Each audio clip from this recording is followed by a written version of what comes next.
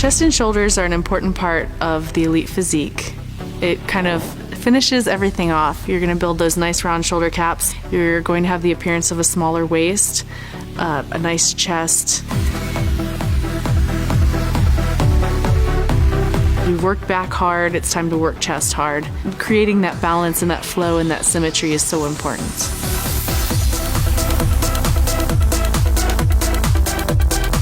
Technically, this is our second shoulder workout of the week. So why do shoulders come up twice in the week as opposed to just training it once? Well, shoulders provide this beautiful cap and are the beginning of the V taper itself. Now, one of the things we know is that training frequency is actually one of the biggest tools to developing a muscle group. So if you notice with Erin, she has tremendous shoulders. One of the reasons for this is because her training frequency on shoulders is actually higher. Today's workout will have 3 supersets, followed by 1 finishing move for upper chest. And again, you'll take about 45 seconds to a minute in between. We'll do 4 sets of 8 on the first superset, and then the rest of them will be 3 sets. This is the last weight workout that you'll be doing this week, so let's hit it hard.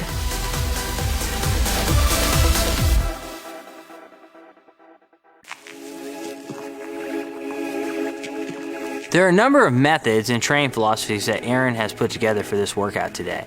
And the first is really unique. What you'll notice is that instead of supersetting the same body part, today Erin is supersetting body parts that have similar functions, so that both the chest and the shoulders actually work at the arm. And so much of what you do when you're training the shoulders or when you're training the chest is going to call both muscle groups into play. And so naturally, you would want to superset them. So the chest is actually called the pectoralis major. And what the chest is a fan-shaped muscle group that essentially originates along the sternum and the clavicles and then inserts on the arm. So it's going to work along the arm. And if you look at the direction of the fibers, it's going to pull the arms in as if you're giving someone a big hug.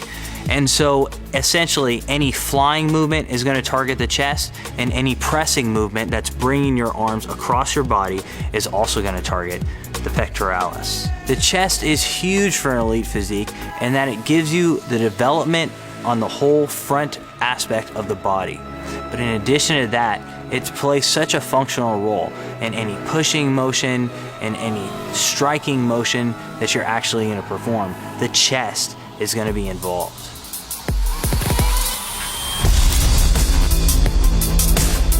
For the elite body trainer, it's important to warm up for 5 or 10 minutes. You'll see I've been doing jump rope or the bike because this is what we have available at the gym. Whether it's treadmill, stair climber, elliptical, jumping rope, bike, whatever method gets you warmed up. So just like any other body part, it's important to start with a general warm-up, which is exactly what Erin's doing when she's training her shoulders. Remember, the shoulders are very susceptible to injury, and so it's critical to spend a lot of time warming up to prepare you for the movement. For chest and shoulders, I like to focus on specific exercises, but I also like to think about how I want my body to look, and then also the strength aspect of it all. I want to try to push as hard as I can and lift as much weight as I can. So it's aesthetics and function again.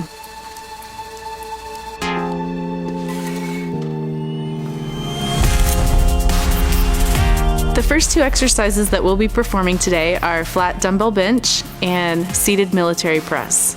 You can do a warm-up set if you'd like, but I feel nice and warm, so I'm just going to go right into it. You'll take about 45 seconds to a minute in between sets. For the bench, you want to make sure you keep your back flat against the bench, and you want to focus on lifting with just your chest. And of course, push evenly with both sides. Watch your wrists, make sure they're nice and straight. And you don't want to let one arm dip below the other, and you're going to bring the dumbbells to about chest height. Both of these are compound movements, and so they're going to be taxing, again, to your muscles, but also to your core, your central nervous system, as well as your cardiovascular system. For the military press, you want to make sure that your entire body is at a 180-degree angle, and you don't want to come down too low with dumbbells, but you want to come down low enough to get full range of motion, and then pause at the top, pause at the bottom.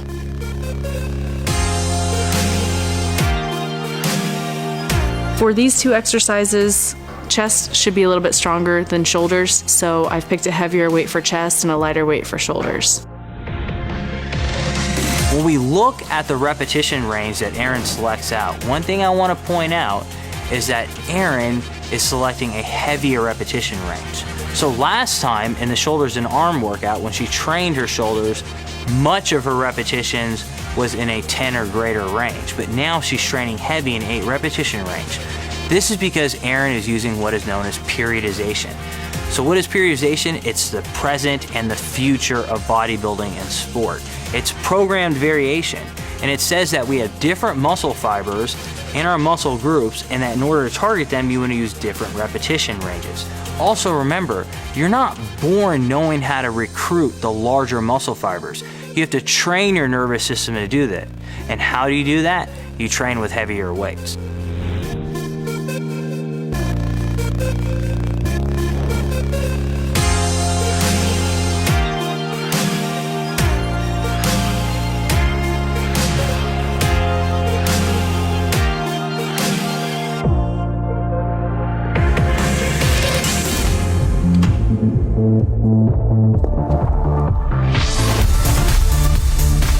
The next 2 exercises we'll be performing are incline dumbbell flies, followed by incline front raises with dumbbells. We'll be doing 3 sets of 10, taking about 45 seconds to a minute in between. For the incline dumbbell flies, I like to picture myself hugging a barrel. So your arms are not going to be straight out. Your elbows will be flexed a little bit, and you want to bring your upper arms to about 180 degrees. And just sort of pause at the top and really focus on squeezing the chest muscles. For the front raises, you want to focus on keeping your palms down and pulling evenly with both sides, and make sure you get your full range of motion. And this is a great exercise to peek down and see the muscle working. So here's an opportunity to work on your mind-muscle connection. These next 2 exercises are more for aesthetics. They're isolation exercises. I like to focus more on upper chest, especially for the ladies, because we don't focus on this enough, and for men too, because they do a lot of regular flat bench and this part of the chest is neglected. The first isolation movement that she's going to use in this next superset is incline dumbbell flies. And this by virtue works the chest ideally, because remember, the chest, you have a hugging motion that's going to directly target this muscle right here. And so after doing that, well, guess what front raises do? They finish off the front of the shoulders, because remember, their job is to raise the arm upward. So why is she using a bench in this case? Because it eliminates the use of momentum with your trunk. And so by using a bench, you're able to focus purely on moving that weight with the anterior head of the shoulders, as opposed to using momentum.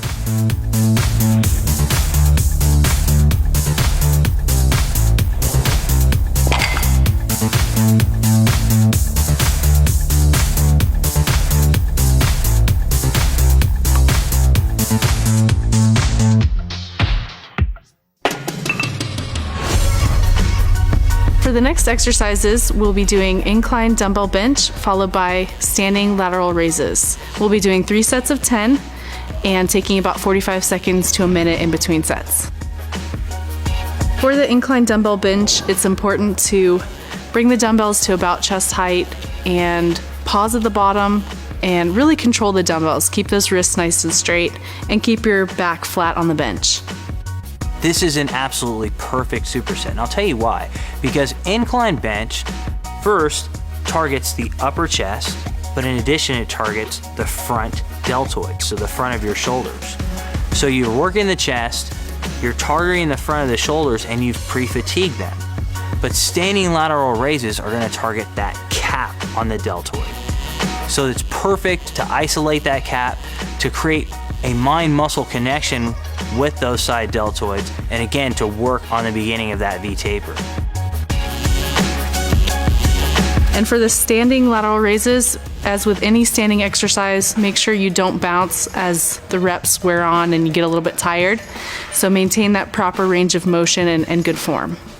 At this point in the workout, after performing those compound movements with very short rest periods, the user is going to be taxed both cardiovascularly as well as in their muscles. They're going to feel a large amount of lactate buildup. And most people are not used to training the chest and shoulders at the same time.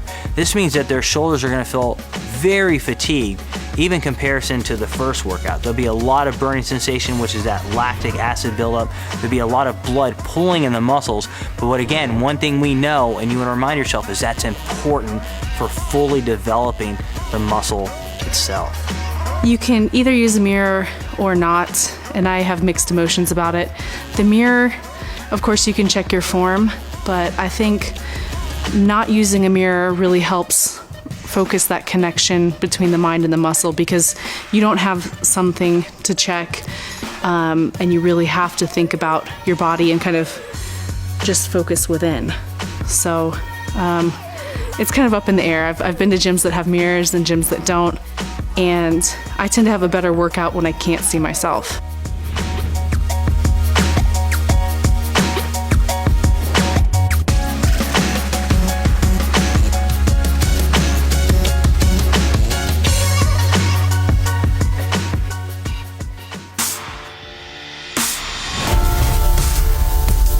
The last exercise is bodyweight decline push-ups. I like finishing with this because you'll do 3 by as many reps as you can do. It's important to keep a tight core. You'll be really recruiting that and upper chest. Really push yourself. Keep those hips at a level height. Don't let them dip. Take about 45 seconds to a minute in between each one.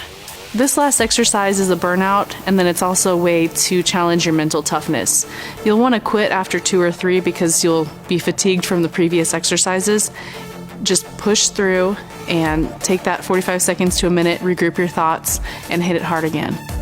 It's fine if you can only get 2 or 3. It's fine if you can only get 1.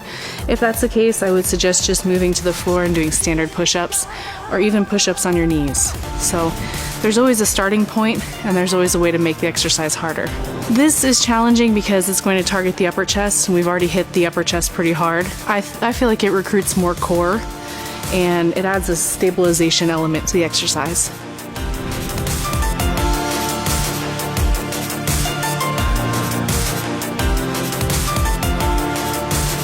This is the last weight training workout of the week. Tomorrow will be high intensity interval training, followed by a day off, and then we'll start the week over with shoulders and arms. Remember, bodybuilding, figure training, training in general is not just in the weight room itself, but it's a lifestyle. And that includes proper nutrition and proper supplementation. We know that by optimizing these other areas, that you're gonna get more benefits from the workout itself. So when you leave the gym today, don't just think about, oh, I'm done for the day. No, that's when it just begins. That's when repair mode just begins. And that is very important to focus on nutrition as well as your supplementation. At the end of each week, it's important to track your progress. Make sure you take measurements, progress pictures, and check in on body space. See how others are doing for motivation. Put away the scale. Perform each rep, each set with excellence. Earn your elite.